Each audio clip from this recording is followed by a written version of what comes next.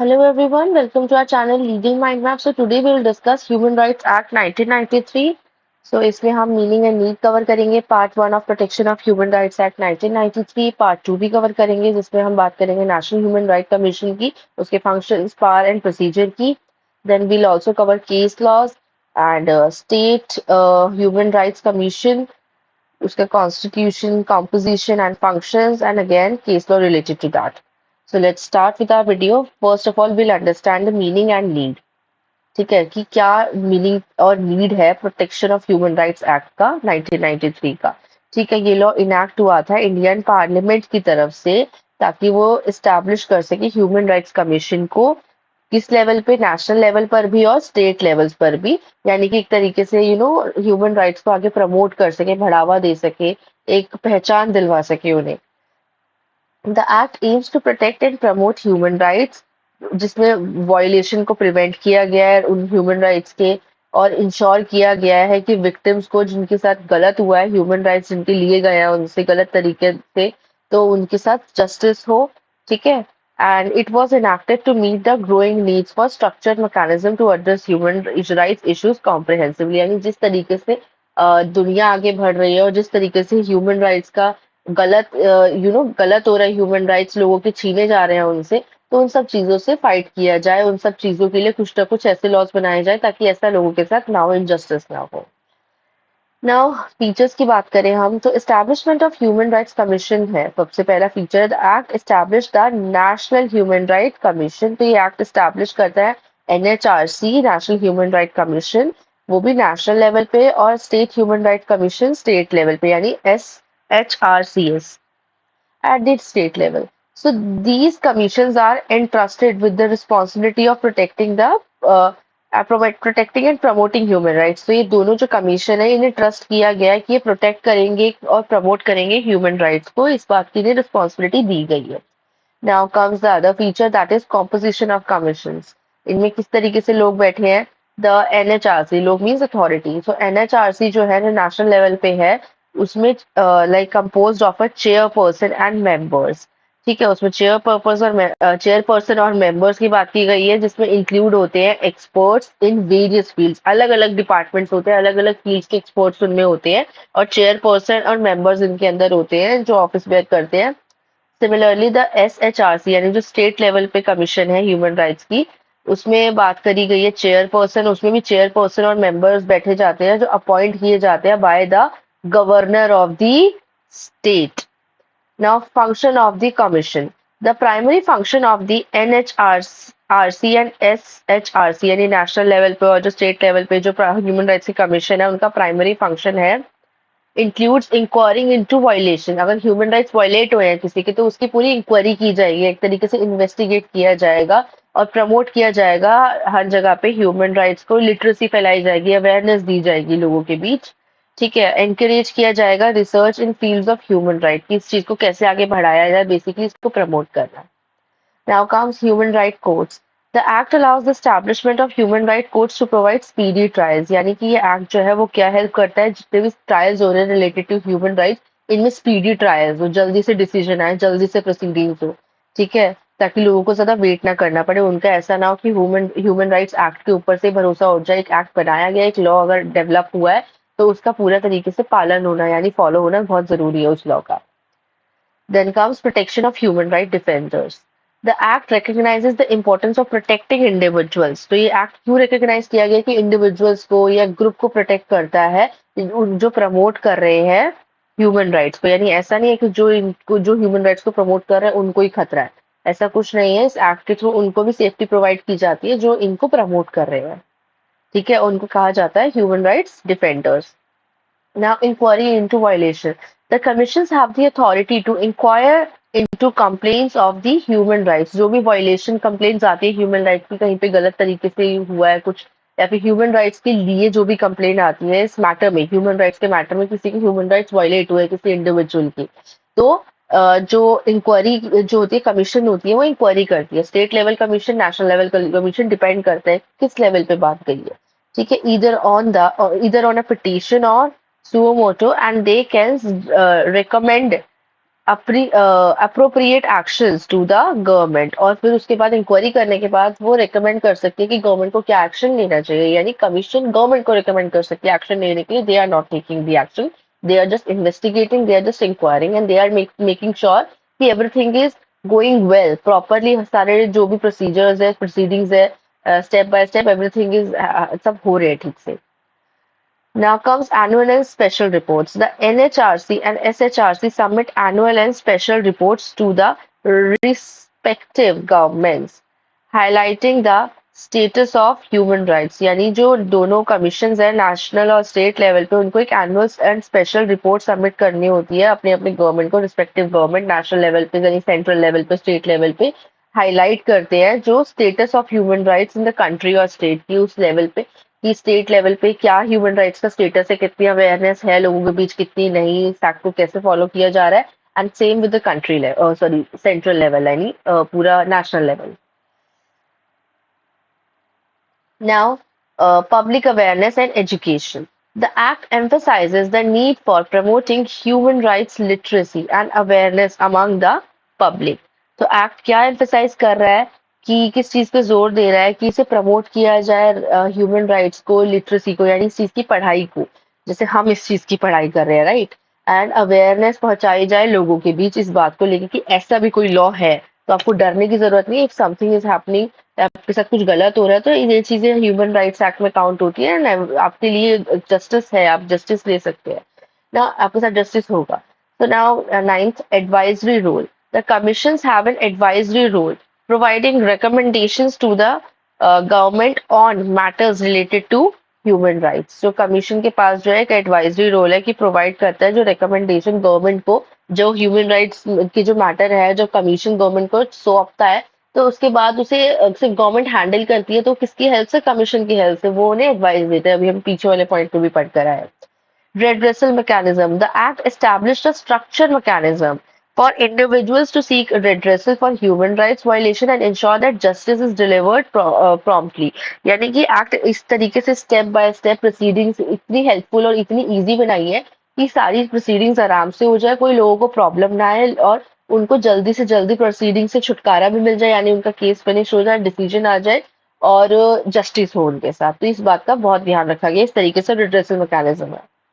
Amendment की बात करें तो the act has undergone amendments to enhance, बहुत सारी अमेंडमेंट्स हुई है, enhance its effectiveness and address emerging challenges in the field of human rights. Because इससे सबसे पहले सीरियसली नहीं लिया गया था, इसको सीरियसली लिया जाए, इसकी अवेयरनेस थी, इसकी अवेयरनेस फैलाई जाए, बहुत सारी चीजें थी जिसकी वजह से अमेंडमेंट हुई है. और जो चेंजिंग एनवायरनमेंट और चेंजिंग लाइफ है, सिचुएशन है, जो वर्ल्ड इतनी जल्दी चेंज हो रहा है, फास्ट ग्रोइंग हो रहा है, तो इसके अकॉर्डिंग ही अमेंडमेंट्स की गई है इसमें, जो कि नीड थी जिस अकॉर्डिंग, ताकि इसकी इफेक्टिवनेस बनी रहे.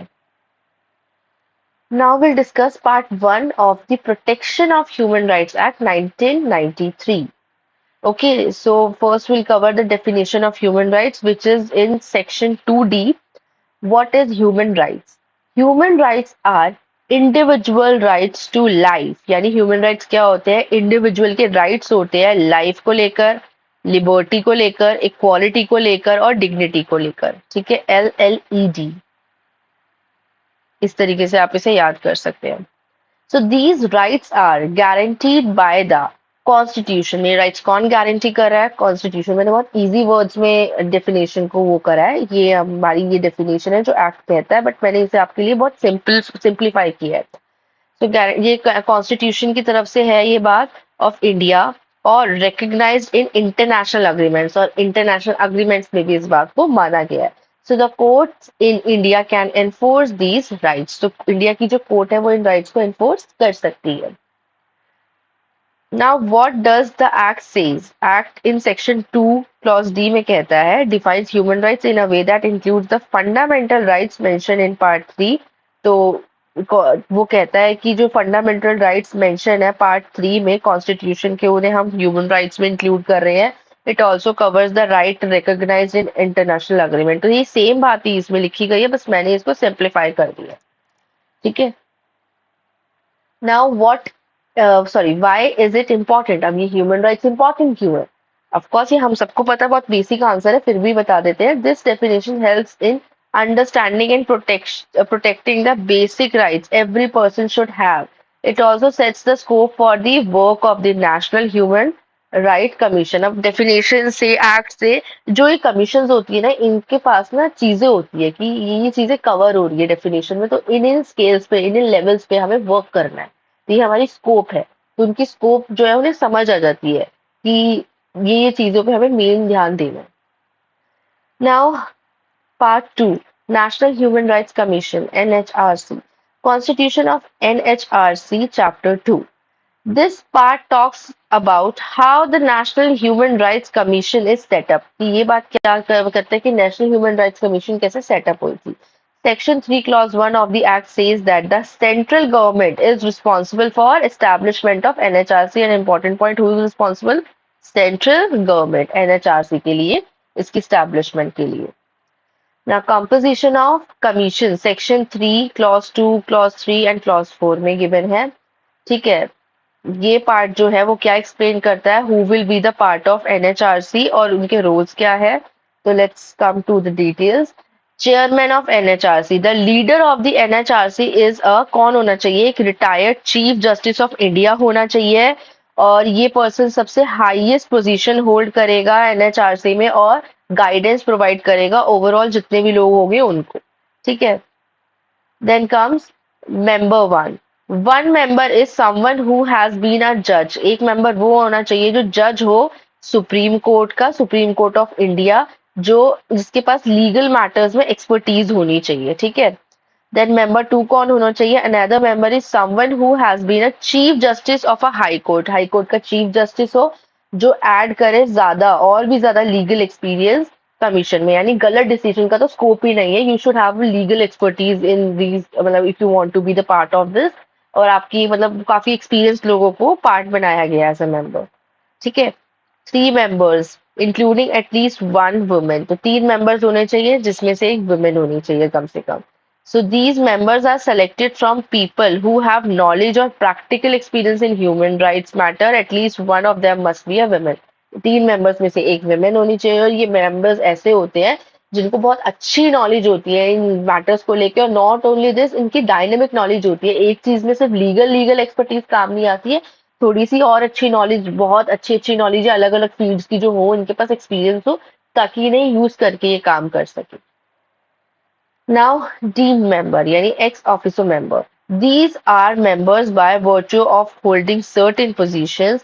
They include chairperson of National Commission, like National Commission of for backward classes. ठीक है, अब ध्यान से पढ़ लो इस चीज को. ठीक है. They include chairpersons of National Commission, like National Commission for backward classes, National Commissions for minorities, National Commissions for protection of child rights, National Commissions for the Scheduled Castes, National Commissions for the Scheduled Tribes, National Commissions for Women, and Chief Commissions for Person with Disability. तो क्या बोला गया? Let me come back to the first line. These are members by virtue of holding certain positions. तो ये members कौन से होते हैं जिन्होंने कोई position hold की होती है. तो ये इंक्लूड करते हैं चेयरपर्सन, किस किस कमीशन के चेयरपर्सन हो सकते हैं वो सब. ठीक है. आई होप समझ आया होगा. Now will come to national human rights commission. ठीक है. इसमें फंक्शंस की बात करेंगे. अभी हम सब नेशनल ह्यूमन राइट्स कमीशन ही डिस्कस करके आए हैं पीछे. ठीक है. सो अब पहले हमने कॉम्पोजिशन डिस्कस कर लिया, मीनिंग डिस्कस कर लिया, who is responsible, government central authority. Now will discuss functions, powers and procedures.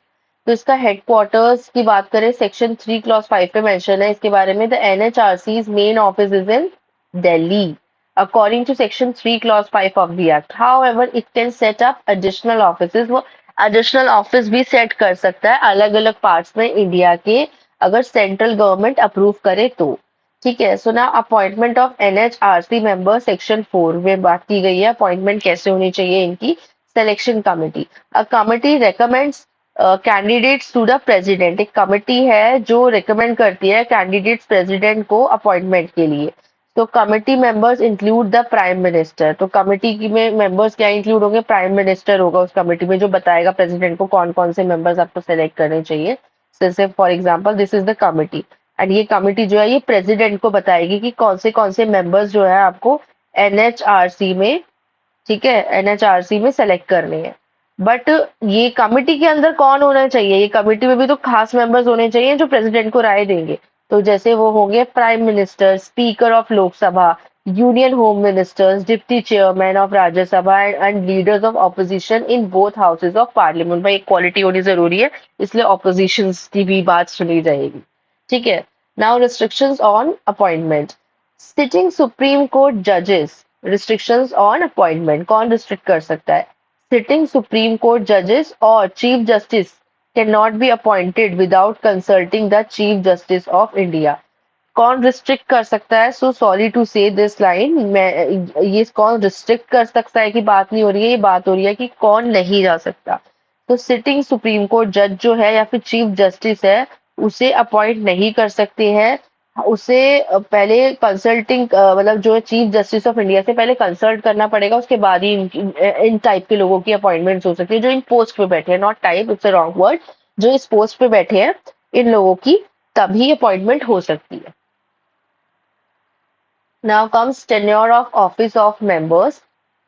Section 6 में मेंशन है, NHRC members including the chairperson hold office for a term of 3 years, an important thing, or until they reach the age of 70, whichever comes earlier, जो भी इनमें से पहले हो जाए, या तो 3 years पहले हो जाते हैं या 70 की एज पहले आ जाती है, तो इतने टाइम तक नेशनल ह्यूमन राइट्स कमीशन में जो चेयरपर्सन है वो ऑफिस होल्ड कर सकता है। ठीक है, they can be reappointed, but वो रीअपॉइंट करे जा सकते हैं। Now removal of members, section 5 में बात की गई है इसकी। Members including the chairperson can be remove by the president in case of proven misbehaviour. अगर मिसबिहेवियर होता है या फिर ऐसी चीज होती है कोई कि वो इनकेपेसिटी, यानी कि मान लो कि कोई ऐसा इशू आ जाता है कि कुछ बात हो जाती है कि उनकी मेंटली वो डिसेबल हो जाते हैं, या कोई ऐसी प्रॉब्लम आ जाती है कि वो नहीं कर पाते उसके बाद काम, तो उस सिचुएशन में, या वो मिसबिहेव करते हैं, कोई गलत तरीका, कोई गलत काम कर रहे हैं, मिसबिहेव कर रहे हैं, तो इस केस में भी उनको रिमूव किया जा सकता है। तो member including chairperson can be remove और प्रेसिडेंट ये डिसीजन लेंगे। ठीक है, so the president refers the matter to the Supreme Court. जो प्रेसिडेंट है वो कैसे लेंगे डिसीजन? वो मैटर को रेफर करेंगे सुप्रीम कोर्ट में इन्वेस्टिगेशन के लिए कि भाई छोटा डिसीजन नहीं है, इट्स अ बिग डिसीजन, तो वो सबसे पहले दिस इज द प्रोसीजर, उन्हें सुप्रीम कोर्ट में मैटर को रेफर करना पड़ेगा कि you tell me after investigating that what decision I should take. मतलब डिसीजन उनका होगा बट इन्वेस्टिगेशन से चीजें क्लियर हो जाएंगी कि द पर्सन जिसे वो हटाना चाहते हैं वो रॉन्ग है या right. So if the Supreme Court supports the removal it can take place. तो अगर सुप्रीम कोर्ट कहते हैं एग्जैक्टली जो आपने सुना एकदम ठीक है, ये प्रॉब्लम है, तो आप प्लीज ये अपना डिसीजन कंटिन्यू कर सकते हैं, तो वो हट जाएगा, वो पर्सन रिमूव हो जाएगा। और अगर नहीं, सुप्रीम कोर्ट की इन्वेस्टिगेशन में कुछ गलत नहीं निकल कर आता, तो वो पर्सन कंटिन्यू कर सकता है, मतलब डिसीजन होगा प्रेसिडेंट का। Now, functions and power of NHRC, which is mentioned in Section 12, investigation of complaints. NHRC can look into complaints about human rights violation. तो NHRC क्या करता है? कंप्लेंट देखता है ह्यूमन राइट्स वायलेशन की या फिर नेग्लिजेंस की बाय पब्लिक सर्वेंट्स, जो पब्लिक सर्वेंट्स के थ्रू नेग्लिजेंस हो जाती है। This can be initiated by a complaint और ऑन इट्स ओन। तो यानी कि ये कंप्लेंट के थ्रू भी ये देख सकते हैं इस मैटर को कि कंप्लेंट आ गई उनके पास, या फिर अगर उनकी नजर खुद भी पड़ जाती है, एकदम से देखते ही पता चल जाता है अच्छा ऐसा हुआ है, रंगे हाथों पकड़े जाते हैं, ऐसा कुछ होता है, तो उस सिचुएशन में भी they can take the decision, बात आगे बढ़ेगी। ठीक है, now involvement in judicial process.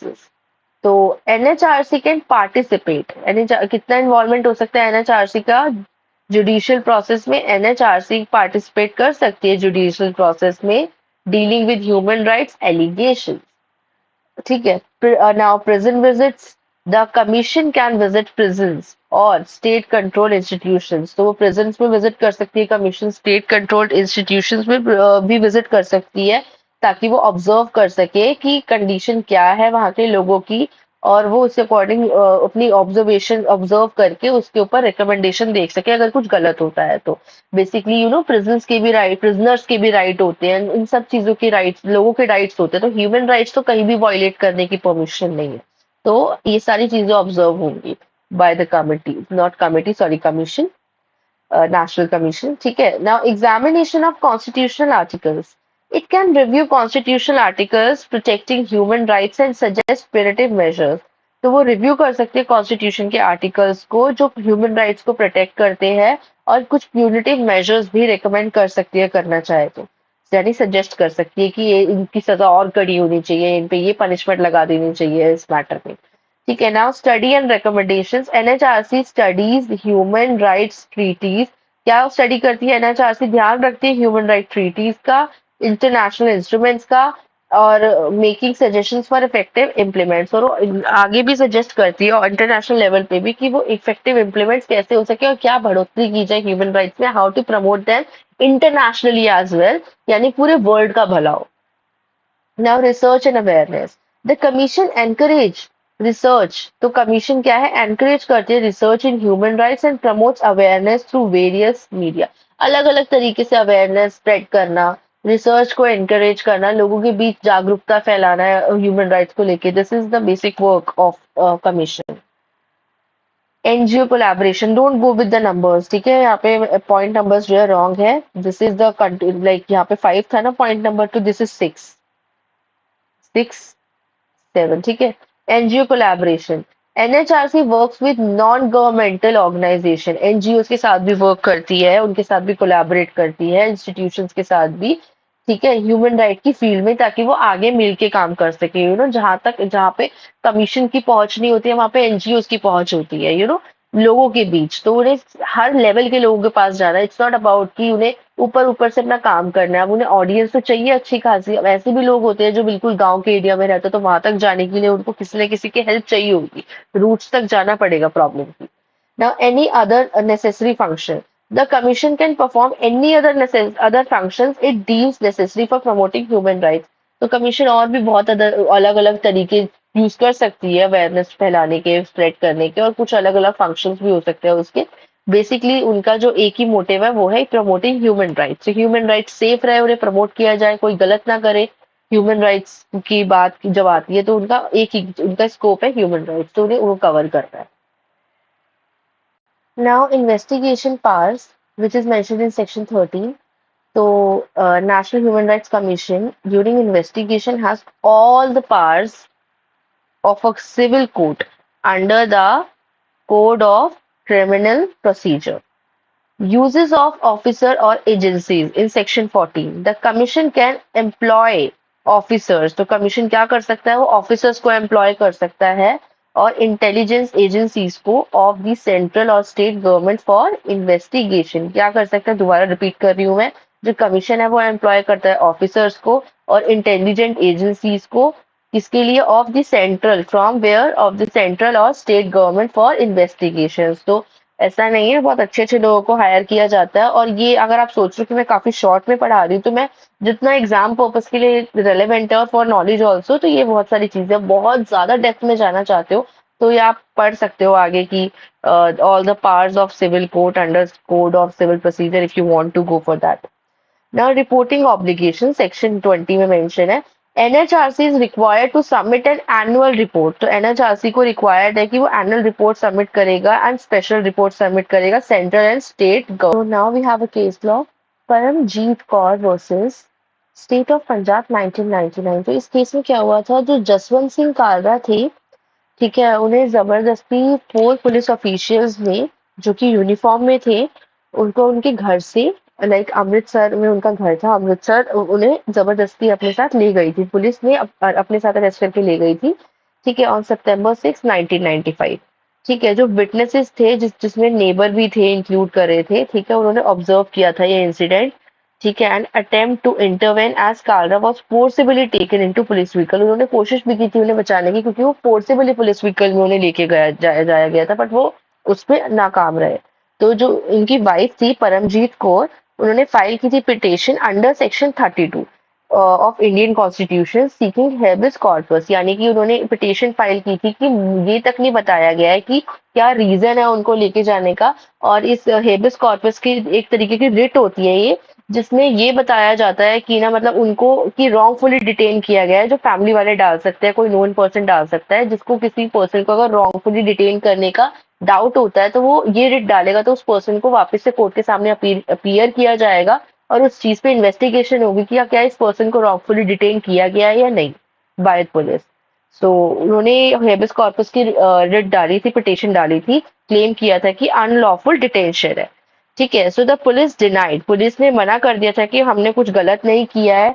ठीक है, और while various affidavits and press notes indicate a pattern of police misconduct, जबकि काफी सारे एविडेंसेस पुलिस के अगेंस्ट ही थे कि पुलिस ही इस चीज में गलत है, बट पुलिस मना कर रही थी हम गलत नहीं है। तो इस केस में हाईलाइट किया गया था जो पुलिस ने उनके साथ गलत किया है कि ह्यूमन राइट्स को किस तरीके से वायलेट किया गया एक पर्सन की, कि उसका राइट है फ्रीली किसी कहीं घूमना या फिर कुछ भी, तो गलत जगह पे उसे फंसाना या गलत तरीके से उसको लेके जाना इस तरीके से, this is violation of human rights. तो इसकी जजमेंट थी जिसमें जो एम्फेसाइज किया गया था through investigation the court ordered A detail investigation, court ने डिटेल इन्वेस्टिगेशन ऑर्डर की थी कि क्यों उन्हें लेके गई पुलिस और उनके ऊपर क्या एलिगेशंस थे। And protection of human rights की बात की गई है कि चाहे जो भी रीजन है आपको क्लियर करके उन्हें लेके जाना चाहिए था, तो राइट है ना कि क्या चार्जेस है ये बात जानने का। So the court reiterated the importance of protecting, कि कोर्ट ने दोबारा से याद दिलाया कि ह्यूमन राइट को प्रोटेक्ट करना कितना इंपॉर्टेंट है, और इंश्योर किया गया दैट लॉ इन्फोर्समेंट एजेंसीज को ये बात का इंश्योरेंस दिया गया कि ऑपरेट करे within the confines of the law, कि जो भी आप कर रहे हो, even the police also, even if you are doing, so make sure कि you are doing everything under the law. हर चीज लॉ के साथ होनी चाहिए, लॉ के अगेंस्ट जाके कोई भी चीज मत करो, even if the person is wrong. आपको लॉ के अगेंस्ट जाने के लिए नहीं बोला गया है। ठीक है, आपको सिटीजन्स के राइट का ध्यान रखना होगा। ठीक है, और इसके ऊपर कुछ लीगल प्रेसिडेंट की भी जजमेंट हुई थी कि ये केस इंपॉर्टेंट किस पॉइंट ऑफ व्यू से था, कि पुलिस का जो मिसकंडक्ट था और किस तरीके से नेसेसिटी है to reform in law enforcement to prevent human right abuses, की किस तरीके से ह्यूमन राइट्स को और ज्यादा स्ट्रेंथन करना है। तो इस केस पे ये सारी बात हुई थी। Now state human rights commission की बात करते हैं हम, उसके कॉन्स्टिट्यूशन, कॉम्पोजिशन और फंक्शंस की बात करते हैं। तो बैकग्राउंड पे जाते हैं हम सबसे पहले कि स्टेट ह्यूमन राइट्स, आपको पता है ये स्टेट बॉडी है, एक तरह की स्टेट लेवल पे रिस्पॉन्सिबल होता है ताकि वो ह्यूमन राइट्स को प्रोटेक्ट कर सके, उन्हें प्रमोट कर सके, उनका ध्यान रख सके। I am repeating everything again क्योंकि मैं नेशनल लेवल पे सारी बातें आपको सिखा चुकी हूँ या समझा चुकी हूँ। So they mirror the role of National Human Rights Commission but operate at state level. Same role इनका है जो मैंने नेशनल लेवल पे आपको बोला, तो I am not going to repeat that thing, video काफी लंबी ऑलरेडी चल रही है। ठीक है, सो बस इनका है कि ये स्टेट लेवल पे, एनएचआरसी नेशनल लेवल पे थी। Now, West Bengal was the pioneer in establishing a state human rights commission on January 31, 1995. Presently, 26 states in India have formed their respective SHRCS. Now, Constitution of SHRCS की बात करें हम, which is mentioned in Section 21. According to Section 21 of the Act, the state government has the authority. Section 21 के according to state government है, उनके पास authority है to establish a human right commission for the state. कि वो human right commission कर सकती है establish state के लिए। तो now we have the case law DK Basu versus state of West Bengal 2015। तो मैं इस केस का फैक्ट आपको बता देती हूँ, मैंने जजमेंट लिखी है सिर्फ। तो इस केस में ये था कि जो डीके बासु ने एक लेटर लिखा था जिसमें ये सारी बातें लिखी गई थी कि कस्टोडियल डेथ जो है ना वो बहुत ज्यादा बढ़ रही है। ठीक है, जो कैदी होते हैं जिनको पुलिस की निगरानी में रखा जाता है उनकी भी लाइफ इंपॉर्टेंट होती है, they also have human rights. तो वो डेथ जो है बहुत ज्यादा लेवल पे बढ़ रही थी, तो इसी डेथ को कम करना चाहिए, इन चीज रीजंस पे ध्यान देना चाहिए। तो उन्होंने जो लेटर लिखा था तो सुप्रीम कोर्ट के पास वो लेटर गया और सुप्रीम कोर्ट ने उसे पीआईएल में भेजा और उन्होंने एक्नॉलेज करने को कहा कि कुछ अर्जेंट नीड है हमें कि रूल्स बनाए जाए, कुछ और चीजें बनाई जाए ताकि इन चीजों का ध्यान रखा जाए कि ये डेथ्स ना बढ़े, ये गलत है लोगों के साथ हो रहा है जो। So the Supreme Court ruled that custodial deaths and violence violate the fundamental rights of individuals and it established comprehensive guidelines. उन्होंने कहा था कि कुछ गाइडलाइंस बनाओ, तो कॉम्प्रिहेंसिव गाइडलाइंस बनाई गई थी for police procedures during the arrest. तो किस चीज की गाइडलाइंस थी?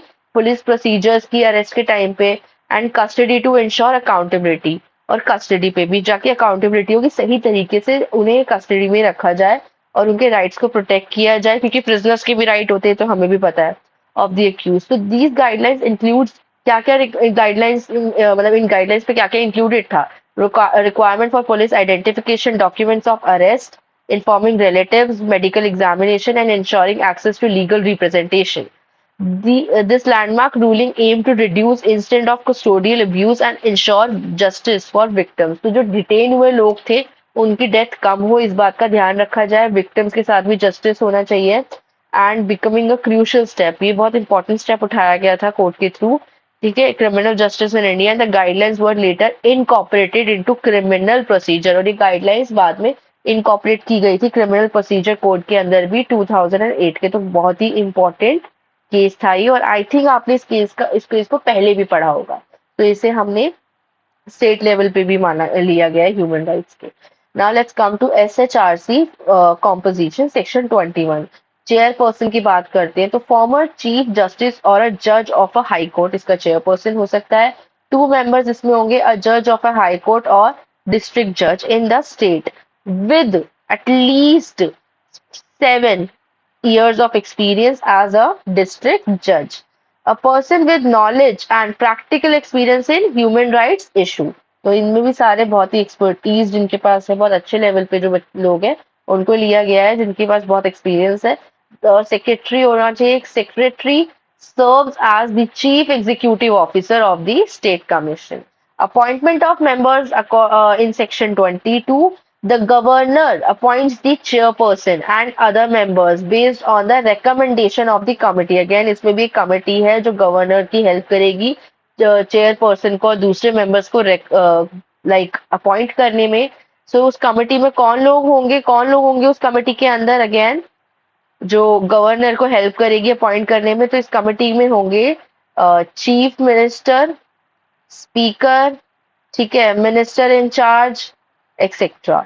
सो consultation with the chief justice is necessary, chief justice के साथ कंसल्टेशन जरूरी है अपॉइंटमेंट के टाइम पे, and specially when of a sitting high court जज और अ डिस्ट्रिक्ट जज। अगर आपको इनमें से किसी को भी अपॉइंट करना है तो you need to talk to the chief justice, ठीक है। So now tenure of office section 24 में मेंशन है the term of office for the chairperson, कब तक रह सकता है ऑफिस में, और अदर मेंबर्स भी स्टेट कमीशन के सेम टाइम तक रहेंगे, दोनों के लिए सेम टाइम है जो कि नेशनल लेवल पे था, ठीक है। नेशनल लेवल पे क्या टाइम पढ़ा था हमने, 3 years, ठीक है। सो एज ऑफ 70, या तो 3 years हो जाने चाहिए उनको या 17 में से जो पहले हो गया वो पर्सन हट जाएगा। नाउ 3 years और अंटिल, देखो यहाँ पे भी लिखा हुआ है, मैंने ये पढ़ा ही नहीं था, ठीक है। Eligible for reappointment.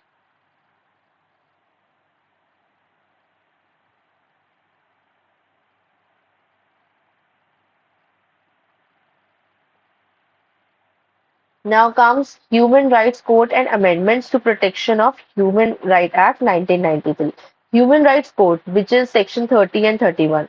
Creation of Human Rights Court. अब इनके कुछ अलग कोर्ट होते हैं जिन मतलब जिन मैटर्स इनके देखते हैं ताकि स्पीडी ट्रायल्स हो।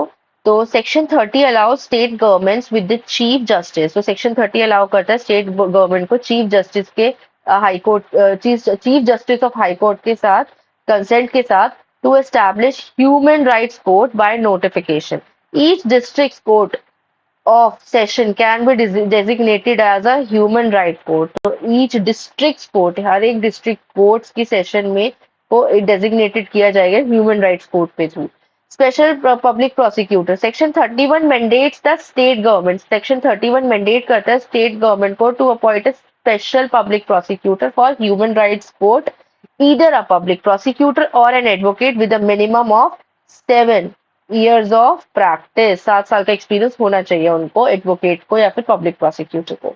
Now establishment description not obligatory for states, और स्टेट के लिए ऑब्लिगेटरी नहीं है to establish human rights court in every district, ठीक है। Section 30 uses the term may set up the court, तो सेक्शन 30 में ये यूज किया गया है may set up the court, so mean they have to set up. Now, amendments to the Protection of Human Rights Act 1993, the Protection of Human Rights Amendment Act 2000.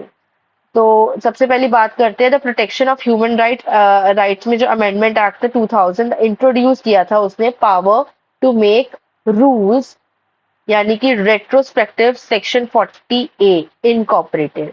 Now protection of human rights amendment act 2006, changes in SHRC. तो इस amendment में क्या हुआ था, SHRC के structure में changes हुए थे, मेंबर्स को रिड्यूस किया गया था, एलिजिबिलिटी क्राइटेरिया ऑल्टर किया गया था, ठीक है, पावर इनहेंस हुई थी एनएचआरसी की, जिसमें इंक्लूड थी authority to visit jails without prior notice, बिना नोटिस दिए भी जेल विजिट कर सकते हैं, ताकि दूध का दूध पानी का पानी हो जाए, वी कैन से।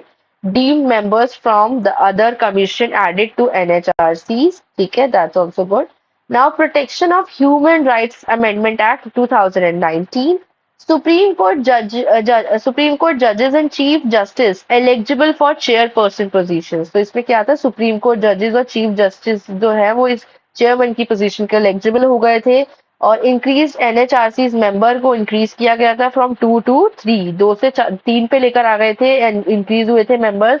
और with one mandatory female member, ये हम पीछे पढ़ के आ चुके हैं, रूल और 21 अमेंडमेंट के थ्रू आया था ये, the protection of human rights amendment act 2019। Now additional deemed members from various commissions, तो additional deemed members हो सकते थे various commission, अलग अलग commission से, ये भी हमने पढ़ा था, ठीक है, जब हम एनएचआरसी डिस्कस कर रहे थे। Reduced term for chairperson and members from 5 to 3 years, यानी कि हमने रिड्यूस की थी टर्म चेयरपर्सन के मेंबर्स की, किससे, 5 से 3 साल पे ले आए थे हम। हाई कोर्ट जजेस eligible for state commission chair position, high court जजेस है एलिजिबल है स्टेट कमीशन चेयर पोजीशन पे, but what is required, chief justice की कंसेंट, उसे डिस्कस करने बिना नहीं हो सकता कुछ भी। हम जो भी गैप्स और कमियां रह गई हैं in implementing protection of human rights act 1993, पहले आता है no authority to penalise non compliance, यानी एनएचआरसी ने कहाँ पे लैक हुई है, the power to penalise authorities, अगर कोई अथॉरिटी है जो फेल हो जाती है एग्जीक्यूट करने में ऑर्डर को, तो उनके लिए भी कोई पेनल्टी होनी चाहिए, जो नहीं है, ठीक है। Time limit for complain, NHRC can not investigate complain, time limit होती है, तो NHRC can not investigate complain filed more than a year, अगर कोई कंप्लेन 1 साल से ज्यादा के बाद फाइल होती है उस इवेंट के होने के, तो इन्वेस्टिगेट नहीं हो सकता।